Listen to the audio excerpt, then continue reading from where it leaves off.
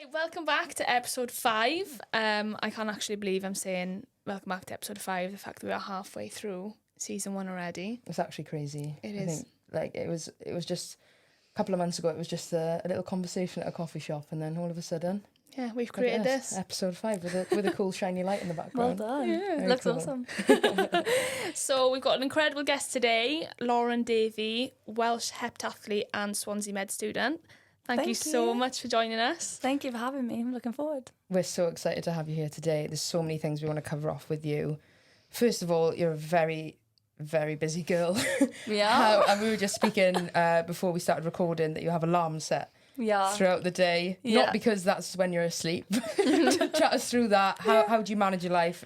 You know, so many things going on. Oh my goodness. Where did I even start? We haven't got long. No, joking. Yeah, it's just organising, and I think everything starts with like a vision, because I know why I do what I do. Everything just comes to me. Like, I know all the elements of my life, like from the sports, from the medicine. There's a purpose and there's a vision. So it's just something I've always been used to. I've been busy from a young age, motivated from a young age. So I've always been busy. So I've like implemented a lot of things, which we can go into if you'd like to. That was something we're going to come on to. Is we like wanted to chat a little bit about, like, have you always been sporty? Have you always been busy? And that kind of answers that question. So yeah, what were you like when you were younger? Sort of, you know, what sports did you do? When did you pick up athletics, and then moving into heptathlon as well? Yeah, so honestly, I think I started walking at 8 months, and my parents were like, she's crazy. And it hasn't really changed, to be honest. So I've always been so motivated, and I've always loved sport, like literally every single sport, like obsessed. And I think it came from my father and my brothers. They'd always watch like rugby, etc. So I've always been like keen into like professional sport, and then I've always enjoyed running, swimming, jumping, throwing, and obviously I still do that. But yeah, in school I loved everything. Competed in hockey, netball, the swimming galas, like everything. I was always out of class, and it was like, oh, where's Lauryn today? And then yeah, I did gymnastics for Wales when I was young, and then I left that because of like confidence issues, and it was a bit too I don't know, I said girly at the time, but it wasn't girly, it was like expressive, and I couldn't be me.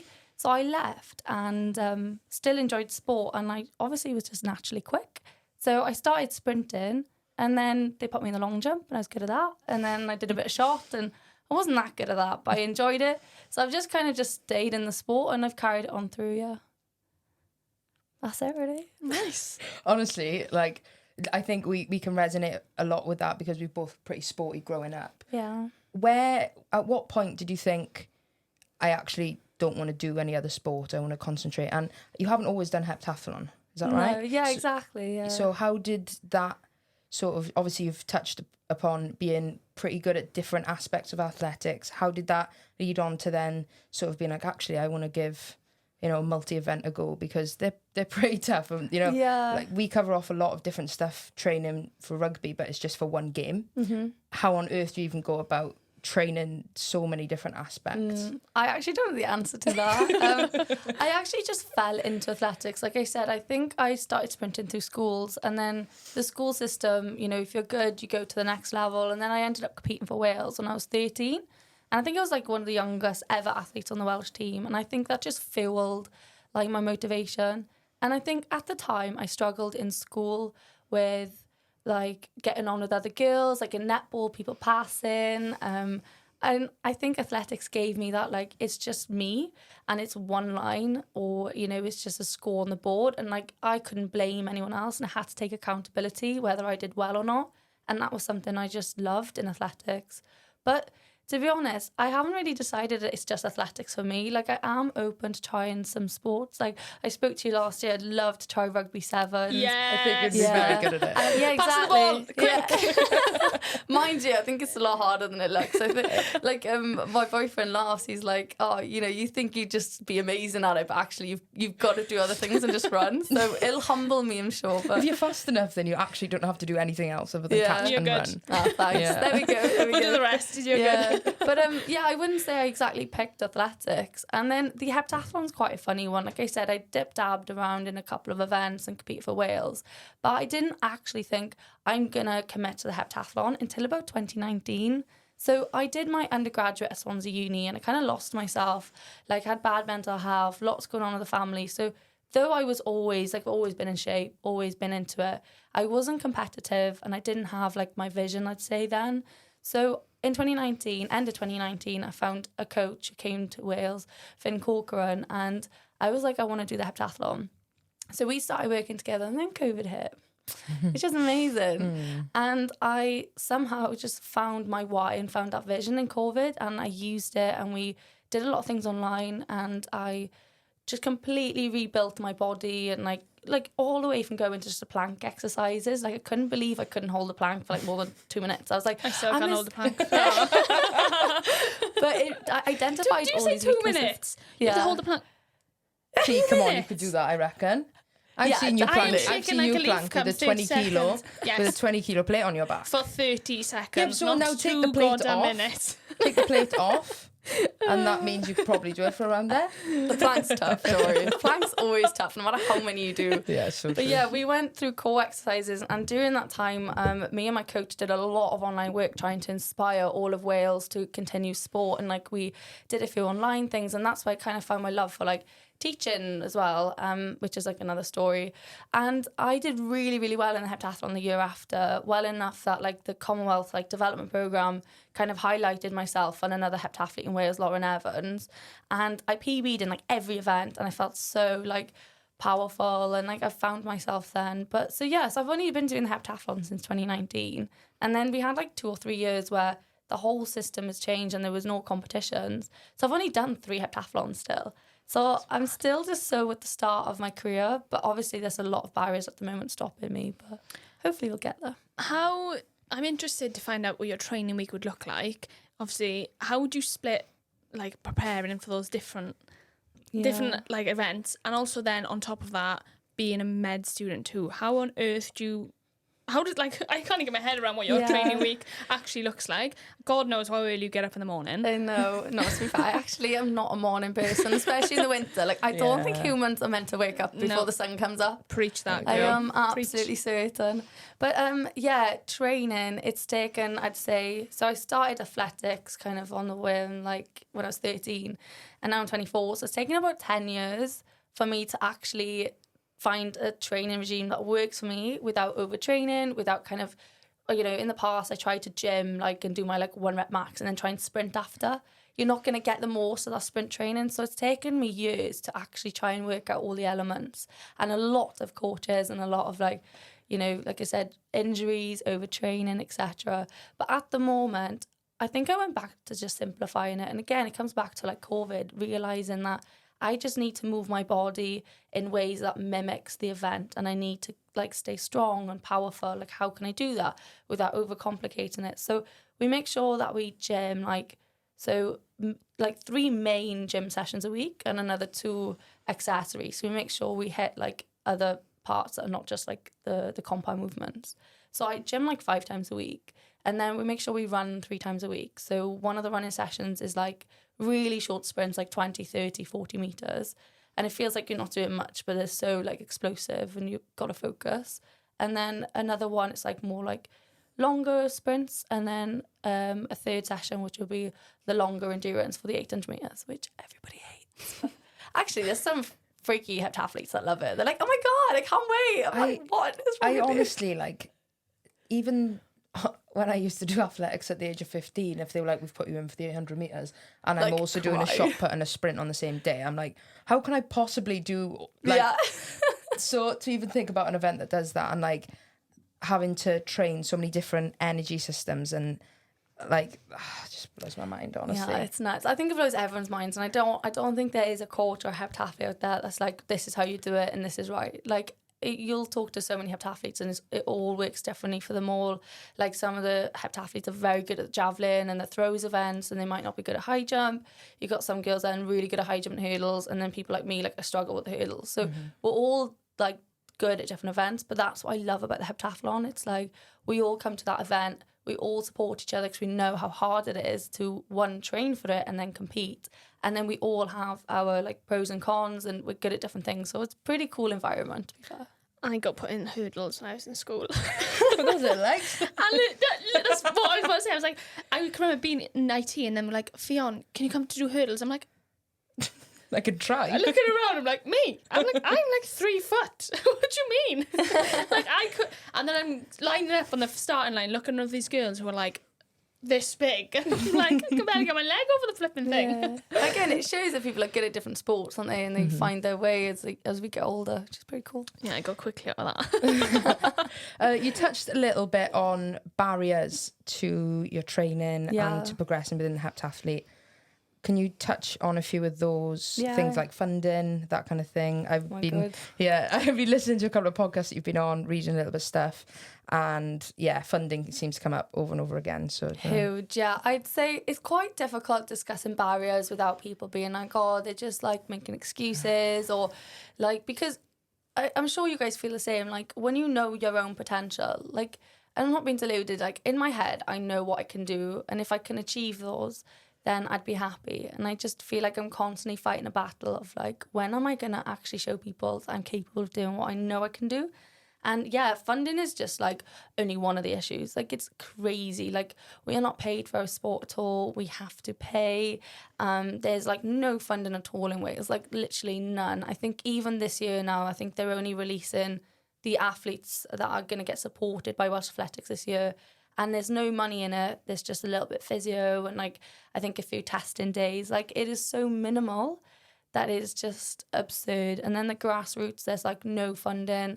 There's no there's like no TV. There's no like exposure at all. So when you talk about when do you know athletics is for you, this is why I'm kind of looking elsewhere, or like I'm just a bit confused at the moment because there's no pathway and there's no funding, there's no help. And then with the barriers comes a few other things. Like obviously I decided to do a medical degree, but when I applied for this medical degree, I was promised I'd get support, and that hasn't happened. So I'm kind of like stuck right now trying to do a medical degree and train for sports that are in different cities, not getting funded to do my degree. So like I'm working literally 9 till 5. I'm doing nights on calls completely for free. And then I get a row if I leave like an hour early to try and do another job. And then obviously weekends I'm trying to compete. So like for example, last year at Bucks, I was competing for my university, and obviously I'm on scholarship at the uni, which has got better, and I'll happily discuss that.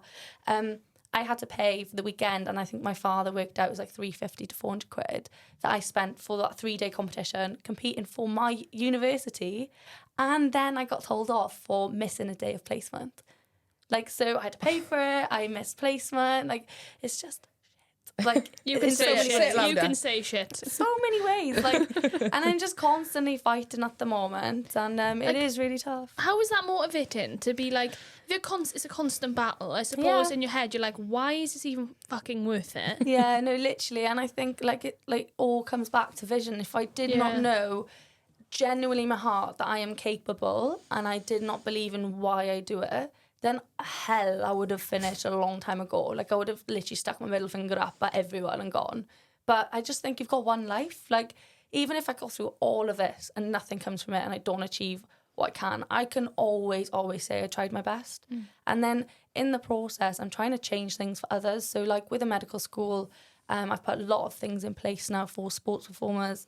The sports scholarship is better because I literally told them it was rubbish before. So the motivation is like, hopefully it'll be better for others in the future, and potentially like women in sport and sport in Wales. So yeah, it all kind of comes together to why, really. The thing is, when you be representing Wales, they'd be the ones saying, oh, you know, our own is representing, but then on the other side of things, you're not supporting your own. So exactly. I think I have been very unsupported in the past, and especially through my governing body, and I think that's why I work so hard on my social media and my brand now, because I don't see it as I'm under Welsh Athletics or I'm under Swansea Uni. Like, I'm me.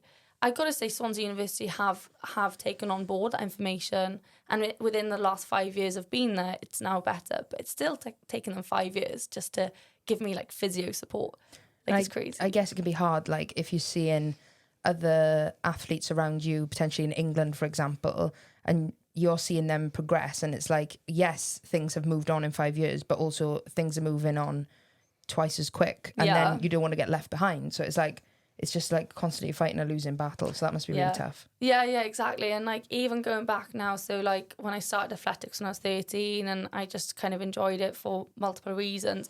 I watched Jess Ennis like in 2012 win gold, and you look at her like trajectory going forward as an athlete and the opportunities that she had and the funding that was available, that's all been taken away. So this vision I had in like 2018, 2019, when I was like, right, I can do this seriously. Like I said, even COVID, I used it to my benefit. I've been like as positive as I can. Everything's taken away. Like the TV used to be able to just click on the athletics. Now you've got to red button it. Like no one's going to red button it. So like the only TV exposure we have like twice a year, like no one's even watching it. And then there's no funding at all, and it's all just getting wiped. There's like European Cups and competitions. Like we used to have like home countries, and some like we'd have 2 or 3 opportunities to do a heptathlon for Wales or GB. They've all been taken away. Like literally, somebody is like ripping my heart out like every single time, and I'm like, what the fuck is going on? Like, give me a fucking break. And then I'm a woman. Right. That gives us a lovely segue. Yeah. You mentioned then that you said you had to use your social media to kind of like create your own brand. Like, how did that start for you to think, okay, I've got to start taking this into my own hands? And then how did you start building that up to where it is now? Yeah, so it was actually kind of an accident, and it kind of happened in a way I didn't want it to. So unfortunately, it was like initially like the bikini photos just popped off and that gave me followers. And obviously it upsets me that it had to be them. Like, why does it have to be them? Like all of the things I do with mental health, you know, like speaking at Parliament, all the things I do with teaching, like kids at schools all across South Wales, all these other things I'm passionate about. Like, it's the bikini photos. Don't get me started on this. I know. And I get discouraged to do it because it's like, you know, if it's not how you want to be seen, you shouldn't be doing it. But it pushes me to do it more because I'm like, I shouldn't stop doing something because I want to be perceived in a different way. And also, why should the way that someone else perceives you be the reason that you stop doing something that you want to do? Like, it's like you're just putting up... She's getting all... I get boiled as well, I guess. Me too. Yeah, like, you're putting out... Like, you work hard for your body. Like, you train really hard. You focus a lot on your nutrition. Exactly. And... one, there's a lot more to you than just your body. It's like the way it performs, the things your body can do, the things your brain can do. You're just posting a picture of you on holiday. Why does everyone need to think like it's a them problem, not a you problem? Exactly. We literally seen articles of you written by The Sun and X, Y, and Z. And all they're speaking about is you posting pictures in your bikini. Yeah, there's nothing else to it, is Why- there? It's why- so frustrating, right? Where's Because the rule that said one, you're not allowed to post bikini photos. 2, if I had a body like yours, I'd go down and post bikini photos. And 3, where is it highlighting? Like you said, you're a med student, like you're a heptathlete. Where's all your successful stuff? But all it's like defining is, oh my gosh, she's posting in a blue bikini, she's posting in a red one. honestly, I was reading it and it was like, this month Lauren wore a red bikini, and I was like, this I was in month, Sweden in a cold place. yes, this month Lauren passed her medical exams. That would be better. Like, why? I know. Lauren's inspiring the nation with everything she's doing. She's an There's advocate no for mental fundings. health. Yeah. Advocate for mental health. Like, where's that in the I know. goddamn article? And for me, it was hard because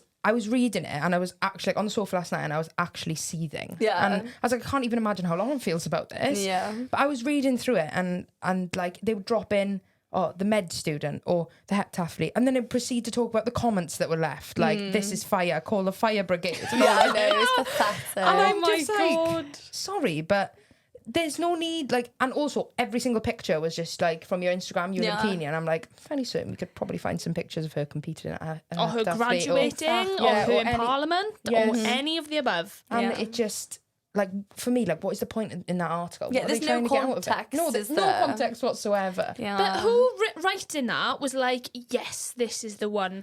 This is a great idea. I don't understand people's mindsets. Like, what's the purpose of that? I know, and like it's made me think a lot about like cybersecurity and like how I'm perceived, and I didn't realise they could even like write so much about you without even asking you. Yeah. And then if you look at them, it's all written by different people.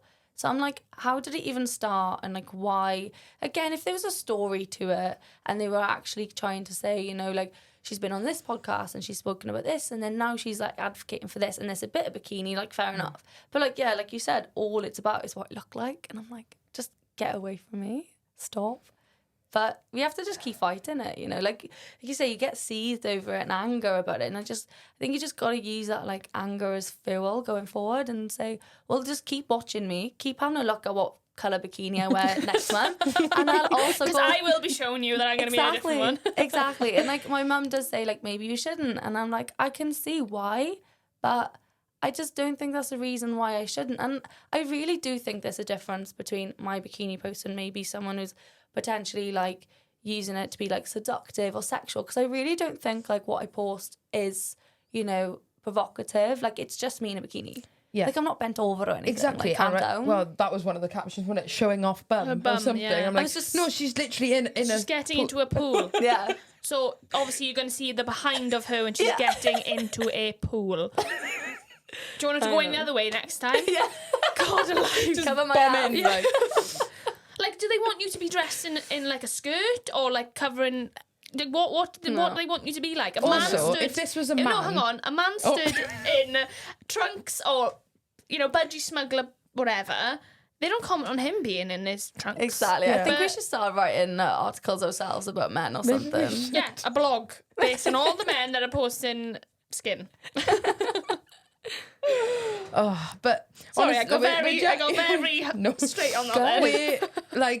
we're laughing and joking about it, but on a serious note, when those articles came out, and I know obviously now I really like that you're using it as fuel and being like, well, fine, think what you want about me, but I'm going to prove to you why you should think differently. But how did that actually affect you mentally, and how did you even go about, you know, growing that mindset of, right, I'll prove you wrong kind of thing? Yeah, I think I'm still, like, in the process, and I wouldn't even say it stems from the articles because they're more recent. So I think it started, like, nearly 2 years ago when my Instagram initially just popped off from bikini photos. And I mean hundreds of messages a day from men, like hundreds. And maybe out of 100, 2 would be, you look awesome, and I've also noticed you do this and that, and I'm going to follow you because you seem cool. Like 2 out of, like, 100. The rest were, like, I wouldn't even, like, you know, say what some of them were. And I actually really struggled and thought, I know she's so intelligent, smart, funny. I work so hard. Like, I am so determined in every way I do. And all people do is just look at me and want either, like, a sexual or romantic interest in me. And this doesn't even go from, like, the random men that follow me halfway across the world. It literally goes from, like, the men our age around us. Like, they just hover around you like a fly on shit, hoping that you might like them and pretend to care about what you do and support you and, like, you know, reply to my stories and check out my races. And as soon as they're like, oh, I like you in a bit more of, like, a more than a friend way, and I go, oh, sorry, like, that's not for me, I don't even hear from them again. And it's just like, is it all that I am? So I think I've really struggled with it, trying to understand, like, the role of, like, women in this world and, like, the role of, like, me in this world, because I just don't understand how I'm just, like, something to look at or something to do something with. I'm just like, I'm literally, some of these men, I'm freaking stronger than them.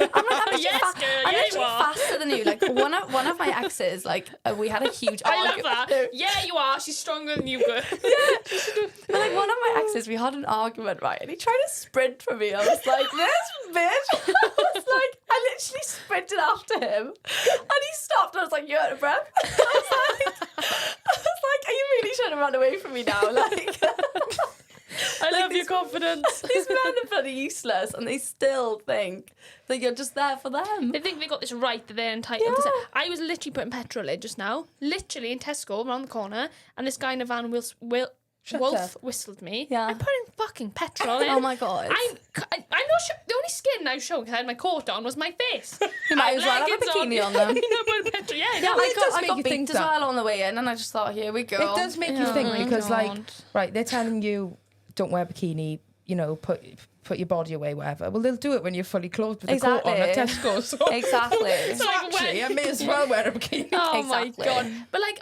it's, you know, like, you posting a picture of your graduation, or, like I said, like you said, you've spoken in Parliament. like, I suppose if you stood outside Parliament in a bikini, you'd probably get a bit different response. Yeah, I should try that next time. Thank you for that. Yeah, like if you just think you want me for my body, then I'm just going to play to that then, why not? But like, I just think, now, it really makes me mad. Like, for years, I've just grown this anger towards it, because, like, I don't know, I just find men are quite entitled. Sorry to be rude. Actually, no, I'm not sorry. Actually, I'm going to take that back. Even like to the point where I'd be walking down the street and I'd be like pulling my shorts down or pulling my t-shirt over my bum to make sure that like some man isn't being weird and staring. Like, even when I was in uni in Cardiff, you'd have men on the street corner, like in little groups, and I turn around and I can see them looking. Got to a point now, I am so straight with it. I literally can stare them in the eyes. I'm like, what are you looking at? Yeah. I'm literally like, what the fuck are you looking at? Stop looking at me. Like, it's crazy. Like, what man would probably feel uncomfortable walking on the street at night or like walking down by yourself? As a female, like, you're instantly anxious because you think he's going to stare at me or whatever.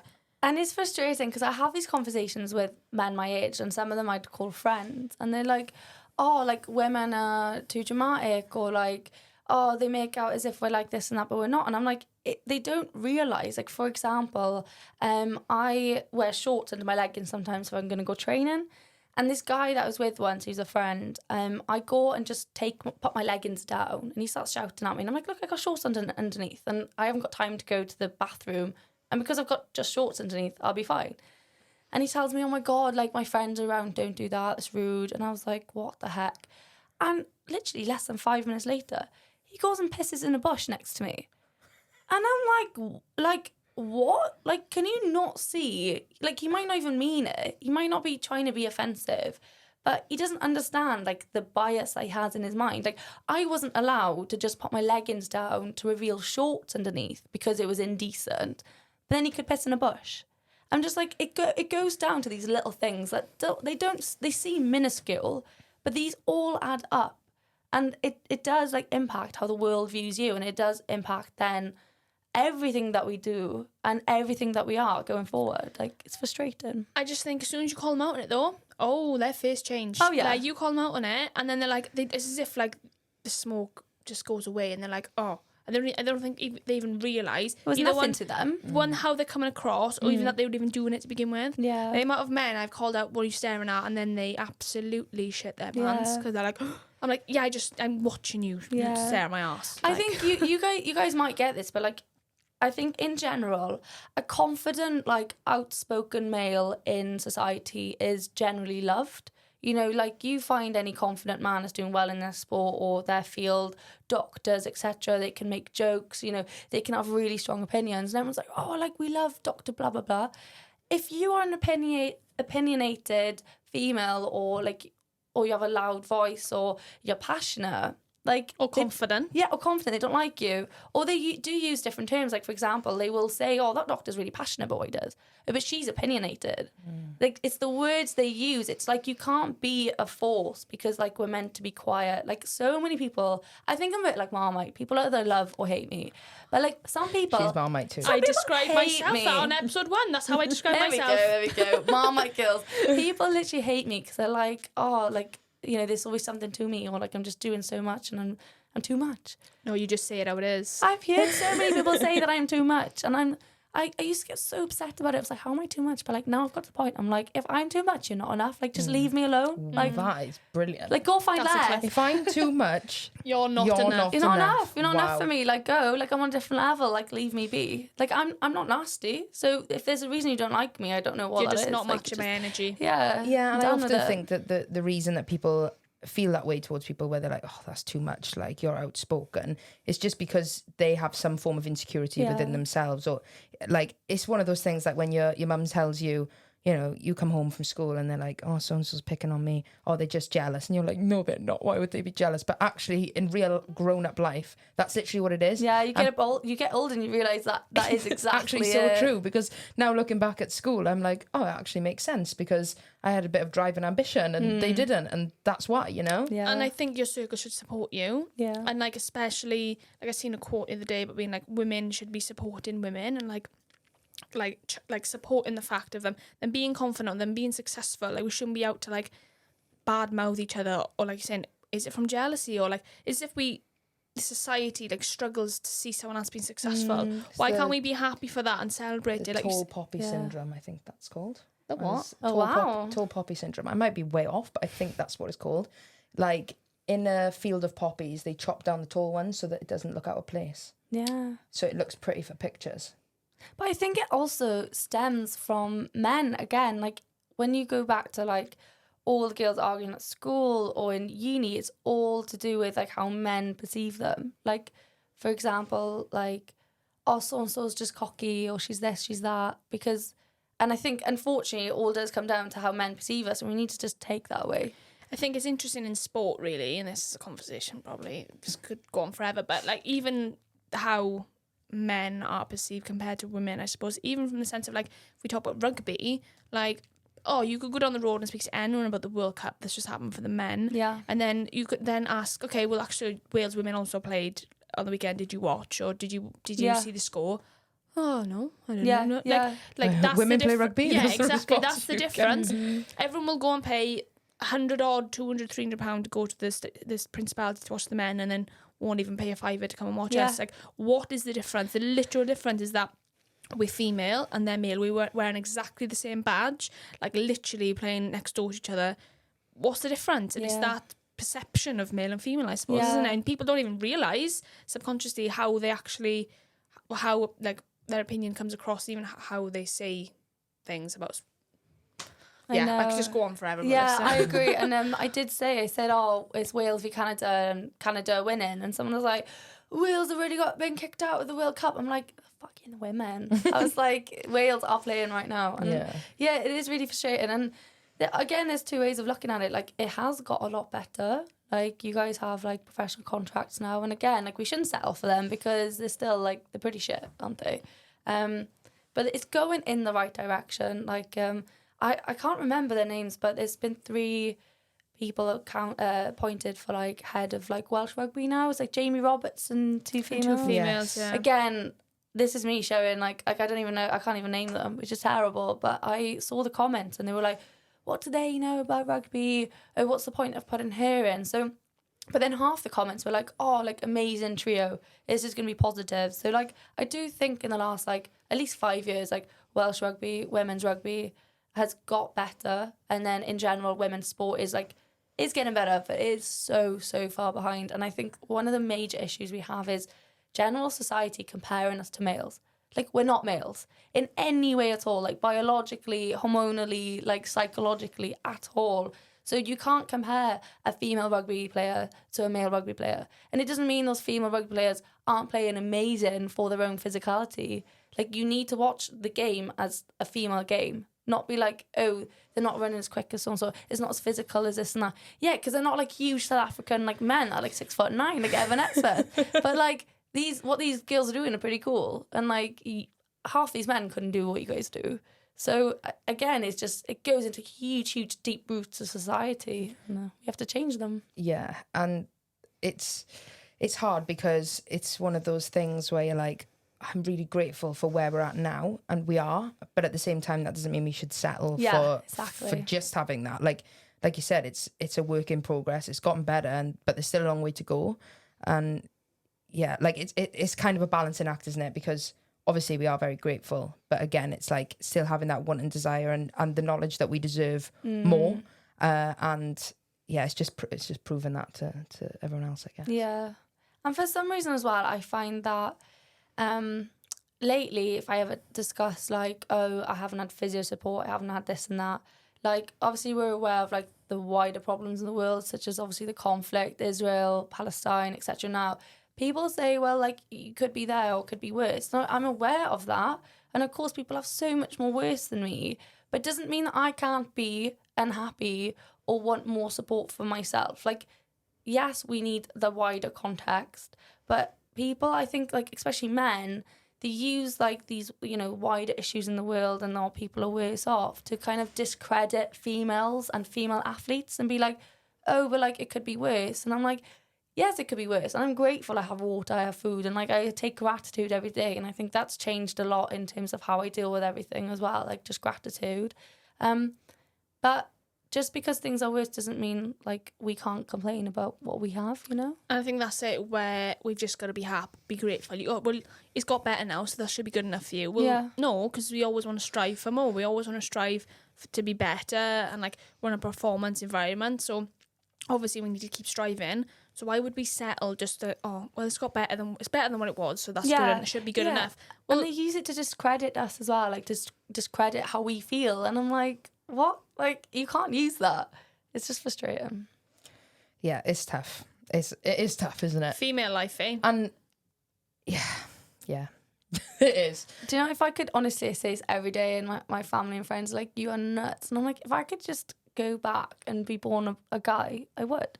But like, I yet you actually say on a podcast, I would be a great guy. Oh my God, I'd be amazing. Like, I genuinely think God kept me as a female because he'd be like, oh, no, she'd be way too much. Like, she'd change the whole world. Like, I cannot make her a man. Like, she needs to be a female.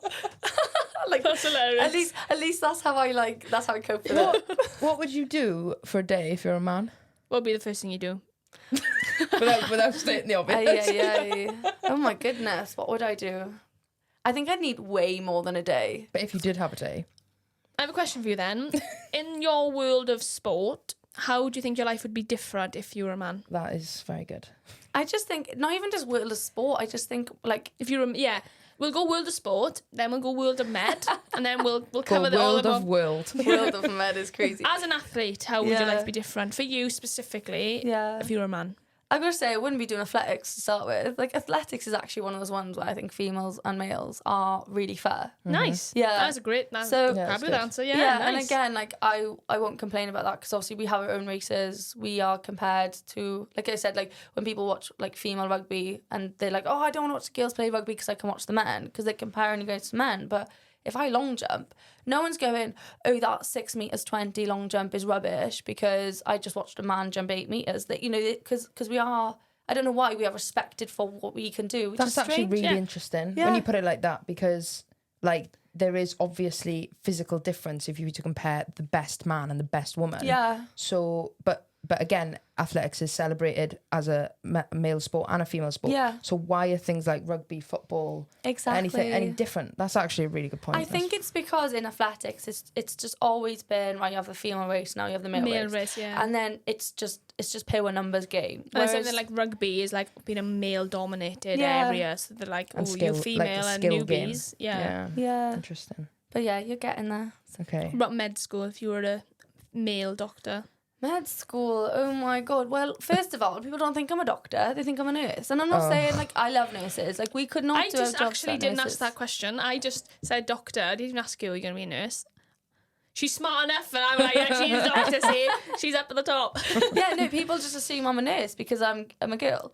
Or, like, even today, and it was actually, funny enough, it was a female doctor that told me, I came in at 8:30 because it was said on my timetable to come in at 8:30. But apparently they scrub in at 8 a.m, so I needed to be there before. And I said, oh, I'll happily come in before. And she was like, oh, if you didn't do all that makeup, you could. And I was just like... Stop! Fucking cheek of it! Female said that to me. I was like, we have such a long way to go here. Yeah. Like, how are we even meant to stand a chance when there's other women that are doing that? Like, exactly. So how then do you even go about speaking to if a female doctor would say that? Yeah. Oh my gosh. I know, and like it's really frustrating because like. Oh my God! I can't believe that. Sorry, but I'm mind blown a What second. the actual hell? We're like a real life mind blown emoji. But I gotta say, like in a way, and like this. How did you respond to that? Sorry. Oh, I didn't say anything because I was like, I literally don't care. Like I look good, so I don't care. You do, by the way. Yeah, girl. I'm sorry. I know. But Like, sorry, should have just been like, yeah, no worries, like, next time, you know. But, like, even, like, my first ever placement on medicine, I had a really, really, like, blinking ruthless, like, old man doctor from, like, Cambridge. And this lady came in with, like, a low BMI, and she was bulimic, and she was a dancer. And I said, I want to speak to her because I want to learn. And he was like, oh, your BMI is probably, like, 18 as well. You look underweight. And I was like... I'm sorry. And then, oh my goodness, so I was on placement with a male counterpart. So he was in year one. So we were both year one. We're both just as unqualified or qualified, as each other. And we were on nursing week because they're trying to get doctors to understand what nurses do, and I love that, and I really enjoyed that week. And it was a lot of like caring for people and stuff. And I spent about 3 or 4 days with the same 3 or 4 women, and I was caring for them. But they had like hip fractures, and they were like in delirium. They didn't really know who anyone was, and they always would say, "Oh, doctor," to the guy that was on placement with me, and then nurse for me. And every single day I would say, like, we're both medical students, we're both training to be doctors. And every day I'd be like, nurse, doctor. And I was just like, and he'd look at me, and he would never ever, he'd never correct them. I would. It comes back to stereotypes, doesn't it? Yeah, like, and I know that there's no malicious intent with those women. Frustrating. Yeah, it's just like, when is it going to change? But yeah, I think I would say the medical world is where I feel actually most like, oh my gosh, I am a woman and I'm being compared differently. And then in some ways it's like doctors give me their numbers on like my sign-in sheets. But then other times they sign me off for everything and I haven't done anything. And I shouldn't be able to do that, to be honest. And I do discourage it because, the sign-offs are there because you show competencies. And I really think on that, like I want to get the experience and I want to do it properly. But yeah, so they're also like giving you like the other side of it to be like, oh, she's really pretty. She's pretty. I'm gonna give her my number, and like she can text me if she wants any sign-offs done. And I'm like, thanks, but I don't like that. It's because of, again, what I look like. Like not because why can't it be because I actually just smashed that? Like I do. Like every time I'm on that ward, like I think that's the good thing about me as a medical student. Like I'm not as academic because I haven't got time to sit down and just study 3 hours a day and like learn all these terms. Like I'm good at applying it clinically, and I think that's what matters as a doctor. So I'm kind of looking forward now going into my later years and qualifying because I know that is what I'm good at. But yeah, the focus isn't on that. It's focused on, what you look like sometimes. Funny how it comes back to the same thing, right? Yeah, it's all the same. Well, let's go on to something cooler. So I've seen a poster that you've been to Parliament speaking about mental health. Do you want to give a bit of insight on that?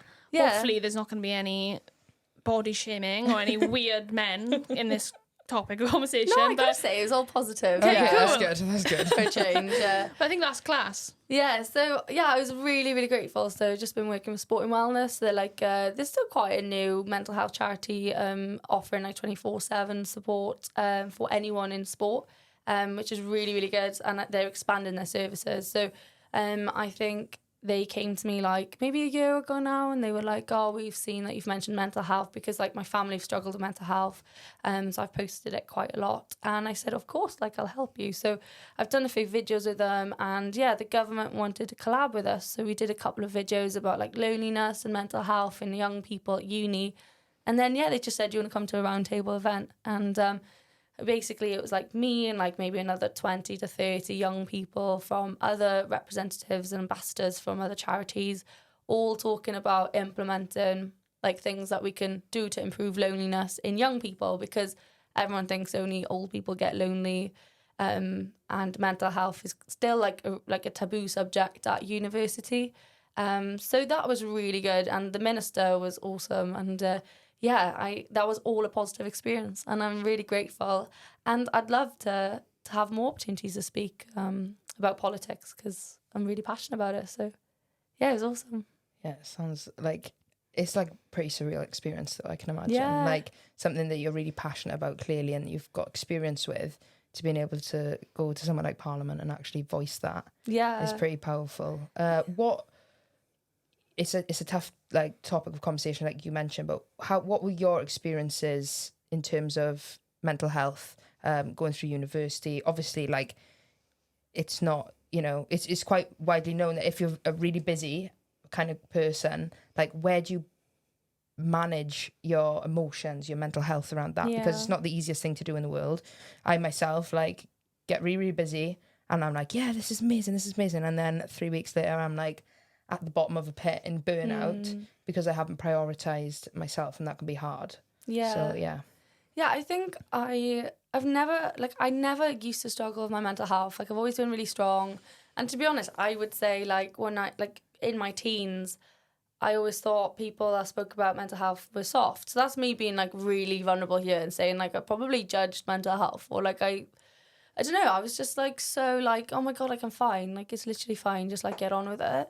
And I think lots of things happened with family growing up and things like that, and I dealt with everything so well, and like all of my family, like Lauren's so strong, like my parents, like we never have to worry about her. So when I did start struggling with my mental health, and that started kind of end of lockdown with like eating disorder kind of type stuff, and I still haven't seen anyone for it because I don't think it ever got like clinically bad, but I kind of realised like, ooh, like there are certain things I'm thinking about with food, etc. is not right. And then I've dealt with chronic pain. So I had the COVID vaccine and I was really ill from it. And ever since, I've been in pain, and I'm still in pain. Like sat here today, like I'm in pain. So on top of everything we've discussed today, I am constantly in pain, and people don't understand why or how. I've had like 6-7 MRIs. I've had like 16 blood tests.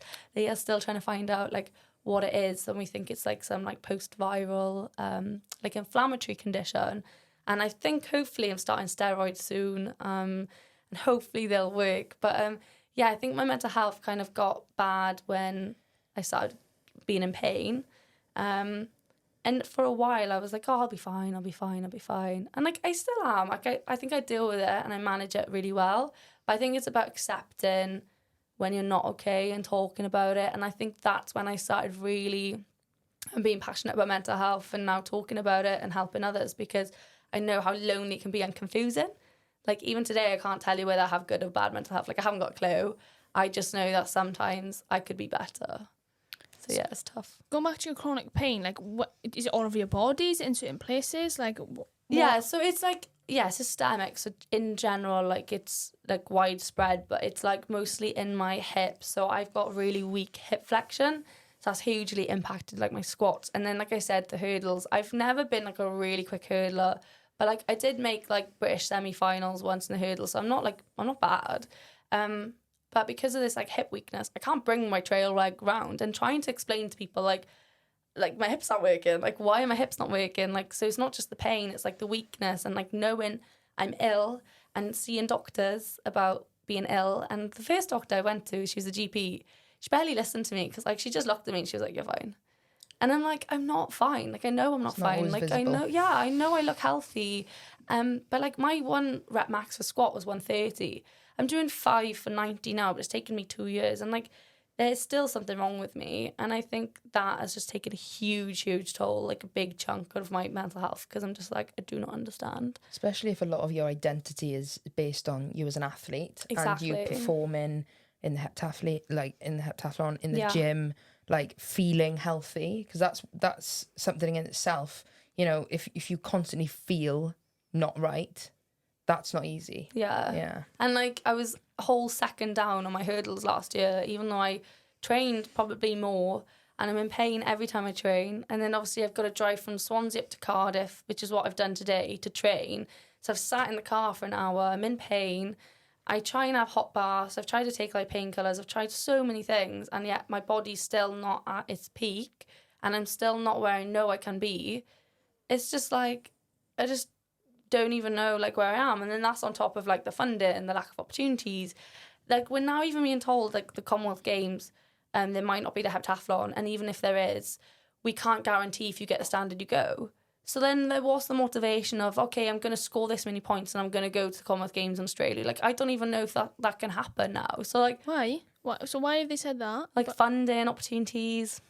It comes down back down to support, really, doesn't it? Yeah. And I suppose like another barrier for you is if you're struggling with support, then if you're in pain and you're not getting as much physio or like real one-to-one treatment, then that's obviously going to be something that's going to limit you as well. Yeah, so I just feel like at the moment I have like a million things going on, and like I open up to my parents and they're like, you need to stop being a victim, and I'm not like can you not don't strike me as a victim. I'm gonna be honest. I'm not being funny. I have like dealt with this for like years, and I stay positive and I work by God so hard, and I'm still just like, this doesn't make any sense and it's so unfair. And it's as if like you're constantly battling against everybody else, rather than being like, can't someone just have my back? Yeah, like it's not fair. It's almost like the girls are starting like the race like 400 meters in front of me, and it's only a 500 meter race. Like, you know, and like I won't name them, but like they'll know if they listen to this because we've discussed it. Like the girls I train with, like the parents live near, like one of the girls lives like down the road from the track, and like she still lives with the parents, so she's been saving money for years.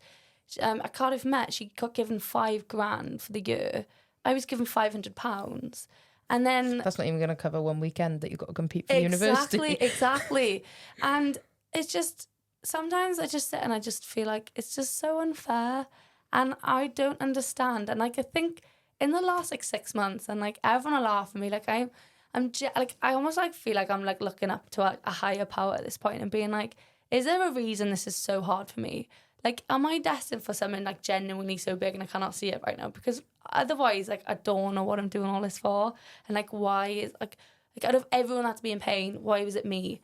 Like my dad is driven all the way up to Cardiff and back for years and years and years, and I've had that support, and I've not had like the right support systems going through like anything. Why am I the one in pain? Like when I support everyone. Like you guys, I support them. Like, you know, the male rugby players. I have loads of friends in different sports, and I'm always like rooting for everyone, and I want the best for everyone. I even want the best for the girls I compete against. I'm like, why do I deserve this pain? Like I'm literally like, I don't get it. Oh my God, I can resonate with that. That takes a huge toll on your mental health in itself. Exactly. Because you're like, I want to be positive. I want to think positively about this, but how? Because there's only so many times you can take a blow and a knockback before you're like, okay, like it's like that get knocked down 7, get up 8. But like realistically, if you've been knocked down 7 times, it's actually really quite hard to get up the 8th time. And it gets harder, and like people don't realise how many things. It's like even last year there was a Welsh Athletics training camp, and we were initially invited to it, and then they told us last minute, no, you're not invited to it, but you can come with us, but you just have to pay. So me and this other girl, we just paid on the side, and then when we got there, we found out the track was 2 to 3 kilometres away, and then we had to walk it every day. The others got into the taxi, so we'd all train together. We'd all do a really tough running session, and the girls be like, yeah, we're going in the taxi now, bye, see you at the hotel. And me and this other girl are walking like 2-3 kilometres. And then the airport was like an hour or so away, and we had to get a taxi. I asked Welsh Athletics, can I just join into your taxi so I don't have to pay for my own? I had to pay 80 quid for a taxi on my own while everybody else got chauffeured to the airport. So like it comes down to like all these little things. I'm just like, why is it always me? Like, and it's kind of like a joke in our group now, like it's always you lot. And I'm like, and I'm still trying to compete with you guys. Yeah. I just think nuts. The resilience, you just build so much resilience around it. Like this year for me, I'm about to have my 3rd operation tomorrow. Bless you. And like, oh my gosh. And everyone says to you, oh, you're so strong. I don't know, you do it, rah, rah. And I think it doesn't faze you. I think you're really busy, and you've always just been really like, headstrong. Yeah, headstrong, quite independent. Just get on with it, really, don't you? But I think it does get to a point, which, again, you're similar to what you've said. I'm getting to a point now where I'm like, all right, this is taking the fucking piss now. Yeah. This is taking the piss. Who hates me up there? Yeah, I literally said that. I said, who up there hates me? I'm Because literally Jesus like, God, Christ. please give me something. And you know, like, you're both the kind of people, it's not like you're not trying your absolute hardest at I'm not a everything. sloth. Like, I mean, I can be, but I mean, like, I feel like I also work really hard. Like, I care about everyone. I'm like, you know, why? Yeah, like, give me a break. Like, I genuinely feel like I'm such a good person with a good heart that I'm just like, what have I even done to deserve this? And I just think, let yourself feel like that. And then it's just hard keep though, isn't getting it? up. It's hard. Like, one thing I've now, like you, Gwen, it's like when this 3rd operation came around, I was like, for God's sake. Gwen was like, it's okay. I was like, I don't want to come across as a victim or moaning or being a sap. And Gwen's like, it's all right. This is worthy of sadness. For me, if you have for the reassurance. If you have the awareness that you don't want to sound like a victim, then you're not a victim. Yeah, exactly. I think that's a really big thing, because the issue with the victim mentality is that people who are unaware of the words that they are using and the way that they're going about things, they are the ones with the victim mentality. But that's if you're rare there going, as well. It is. And you know, like if you're sitting there being like, oh, I really don't want to complain, I'm trying to be positive, but things are really hard, you're aware of that. Yeah. And that's half the battle, I think. And I think like we can take like this going forward. Like if somebody comes to you and they're complaining about their situation, you might not understand. Like if you go to sport, like a non-sports person, and they don't understand you, I think everyone just needs to be kinder and more compassionate and realise that this might not be something that would faze you. It's clearly frustrating the person on that end. And I think we need to be open about talking about this. Like I said, like I've had so much happen to me. Like I'm well within my right to complain sometimes because I'm still going on and carrying on. So, but half the time you probably don't complain. That's the difference. Yeah. So like I think reality at the moment, you'll have someone that complains about the minimal thing to someone that's going through something 50,000 times worse, and you always find that the person that's going through the most isn't the one that's complaining. Yeah. I've got one question before we finish off on our little tradition. I've got one too. Oh, all right then. So I just want to know, we've touched on the word confidence quite a few times. What does the word confidence actually mean to you, and how does that feel to you? Crikey. You can take your time. I think confidence isn't like on the surface. I think it's genuinely believing in what you believe in. Like, you guys know I'm like huge on like my veganism and plant-based stuff. And I know that like 90% of people don't understand. So it's having the confidence in like, this is what I believe in, and this is why I think, you know, this is right. And then also having the confidence of, it's okay if other people don't think like this or don't understand me. So it's having those confidence in your genuine inner values. And then confidence as well, like I said, like when I was in school, I was always like, I know I can be a good athlete. So regardless of everything else around you, like that confidence doesn't go. Like motivation might change, vision might change, but that inner confidence, like I've always said, like I feel like I have this like burning fire in me, and it does not change no matter what happens, no matter like what is in my way. If I'm injured, if I've got bad mental health, like I've got this fire in me because I'm genuinely so like confident inside on like who I am and that I'm gonna make it in whatever, you know, whatever way. Like even if I don't make it as an athlete, like I'll be a doctor. If I don't want to be a doctor, I'll find some other passion that I enjoy. So I have like, yeah, genuine confidence is like deep within on like who you are and like what you believe in, I think. That's pretty much. Such an outstanding answer. But honestly, very long-winded, sorry. No, everything you were saying, I was it was like, class. tick, In my head, I was like, tick, yes. yes. But I think it comes down to self-belief though, because Yeah, I think I've definitely gone through phases where I'm like, people don't root for you, they don't believe in you, you're not going to make it, all this other crap, like you get knocked down. The most important person is you. If you believe in yourself and you believe that you're going to go somewhere, it's all that matters. Because when you look back in like 4 or 5 years, you're going to be like, well, I got there because of me. Yeah, exactly. So I think that's strong. I've definitely questioned it. And like, you know, like I said, like my hurdles time was like a whole second last year, and there were a few girls that like a few years younger than me, and even they had better times than me last year. And I was just like, I understand if anybody looking on the surface is like, oh, she's not as good as like she says she is, or like, or maybe, you know, she's not going to make it. But like, no matter what I've been through, I'm still sat here like, I know what I can do. And I think because I have that, I'm still up here today, and I'm still going to train later. My final question before we do our ending is, what would you like to see change in the next few years? God. Everything. In sport or in life? Anything. Yeah. Sport, med school. All of the above. If you could see your 3-year self, what do you want to see? Myself. Oh my goodness. I think in general, I want everyone to be kinder to everyone. Like regardless of sport, like extracurricular activities, careers. Like if everyone was just nicer, everyone would be happier, everyone would be more confident, everyone would be more outspoken, and change would happen. For myself, in 3 years, obviously I want to go commies in 2026. So that's my goal. Sick. That's my goal right now. And I'm meant to qualify in 2025 as a doctor. So that's my short-term goal. If I can qualify as a doctor in 2025 and then compete in the commies in 2026, and then hoping I can just have a few years of full focus athletics or whatever sport I accidentally fall into. Rugby sevens. Maybe. Up until, you know, my early mid-30s, and I decide not to do it, and then I can go back as a doctor. I want to be a sports doctor, so... Sorry, that's pretty damn epic. Yeah, Even if it's one okay. of them is class, but to do the both, that's pretty fucking cool if you ask me. We'll keep trying. Well, I can't wait to watch you do both. Oh, thank you. Thank you. So we've got a closing tradition where our previous guest leaves a question for the next guest. So the question, that there's two questions. Okay, so part 1, part 2. Part 1, what one thing in the world could you not live without?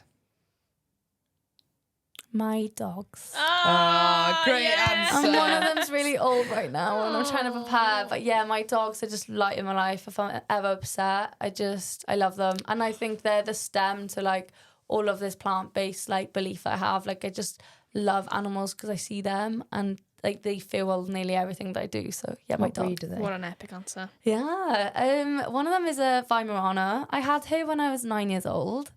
So it's been a long time. She's literally lived everything with me. Oh, And it's a long time. the other one is a bit of a mutt. She's crazy. She's like half bulldog, half Shar-Pei, but she's got hell of a personality. Like it's just, That's a mix. yeah, they're nuts. I love it. So Okay, last question. What is your top tier biscuit? Good question, you'd be isn't it? surprised how many biscuits are vegan, mind. Yeah, I You- did you think did this. this. Biscoff. Yeah. Oh Yeah. yeah. Sorry, you've just said it. She said it for you.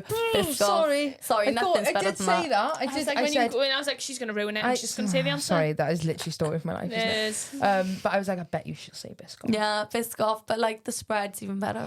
What Just is spoon what it. biscuits are vegan? Literally bourbons, Bourbons are vegan? party No. rings, like digestive, especially the dark chocolate. Although I think they've just changed it to add some whey in, but you'd be surprised. Like nearly half of the biscuits are vegan, so it's pretty good. I knew that from my Not vegan good for my days. diet, but yeah, Yeah, but you know, balance. Yeah, Balance is key. exactly. Balance is key. Well, thank you so much. Right. Really enjoyed this episode. It's been really good, and I wish you all the luck with definitely graduating as a doctor, and then can't wait to watch you. You're definitely going to make the Commonwealth. Fingers Thank crossed. you. Manifest it. Yeah, Yeah, we would I be- am genuinely mad. Like I don't even think in my head I'm I might like No, I'm it's going. like you are going. Yeah, We will there be we go. supporting you all the way. But thank you Thank you so too. much for joining us. Thank you for having me. I really enjoyed. Thank you. you.